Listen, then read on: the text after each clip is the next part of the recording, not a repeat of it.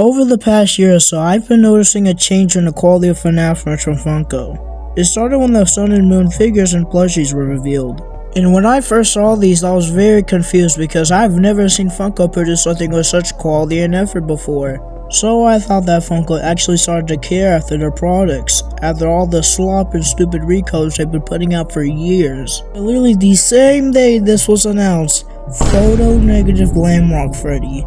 This figure single-handedly made me lose all faith in Funko, because it was 1, a useless recolor, and 2, an insanely ridiculous idea that was made just for the sake of making money. So I just thought this upgrade in quality was just going to be something that happens every blue moon, or something that only happened this one time.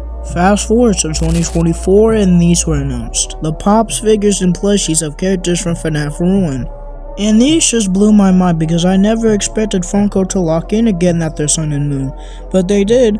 I mean, a while back before these were announced, I saw these concepts of FNAF Ruin figures, and they looked very cool, but the ones that were announced somehow looked even better. For the Pops, the quality of those were raised by a substantial amount. I mean, every crack and scratch is there, and I would have never expected Funko to do something like this. And the plushies, they're okay. I mean, they are infinitely better than what was being produced back in 2017 through 18. Anyways, let's go back to 2023 because I forgot to mention 2 waves that also caught my eye. Funko Fair 2023. A FNAF wave that included new and exciting characters were announced, and these were called the Balloon Circus animatronics. Now, I'm not going to go into what these characters sparked in the community, but I just want to point out how different these were. Particularly the figures. The figures were made in a way that we haven't seen before. These were the first figures to not include ball joints, which really surprised me and a bunch of other people. Another thing was that the designs were great. They were colorful and eye-pleasing, as well as his figures being in a different style that looked really good. Now the minis, plushies, and all that other stuff I'm not going to go into, but they still look great. Fast forward to November, I think, these were revealed. The FNAF Holiday Wave, which is probably my favorite wave that will ever come out. I mean, look at these. They're adorable. Especially Chica, I need her so bad. I mean, this is probably the only wave where the figures, plushes, and pop looks amazing. Like, I want all of these. Alright, back to 2024. Around the 10th anniversary, these minis that came straight from him were released, and the Withers were actually included for once. After all this time, the Withers finally got some merch reform. I can't believe I messed that up. I'm not going back. I've done this line so many times. The Withers finally got some merch by Funko. Anyways, these minis are a hell of a lot better than the first FNAF minis that were made. I mean, these are accurate shapes and designs instead of obese puppet and metal Freddy that I think is supposed to be Endo, so you can tell Funko actually cares now and is starting to improve themselves. Now to the next mission, the 10th anniversary line.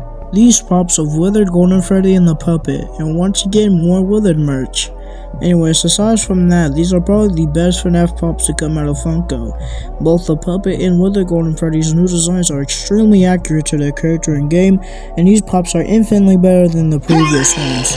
The smudges and filth on Withered Golden Freddy is also some very great detail, as well as the wires all over his body, though I don't think there's anywhere near that much wires on his actual body from the game. He's also in a sitting position which he's supposed to be in, unlike the other Golden Freddy pop. There's just a whole bunch of great stuff about these pops, and it makes me really happy to see such good looking figures. Now what makes me even more excited is that new pops for the FNAF 1 characters will be made as part of the 10th anniversary line, which means that these pops will be made of the same quality as the other stuff on the 10th anniversary line. And I can't wait to see them. So is Funko on the redemption arc? Yes, definitely. With the stuff they've been putting out lately, I have faith in Funko now, and I can tell that we'll actually be getting higher quality stuff, and it makes me happy to see it. Though sadly, Jazzwares took the license to make figures and plushies, so now Funko can't even make them anymore. At least until Funko's license is over. I don't think it's over yet. It makes me sad, honestly, so let's hope that Jazzwares can achieve Funko's level of effort. If not, I'm right-hitting.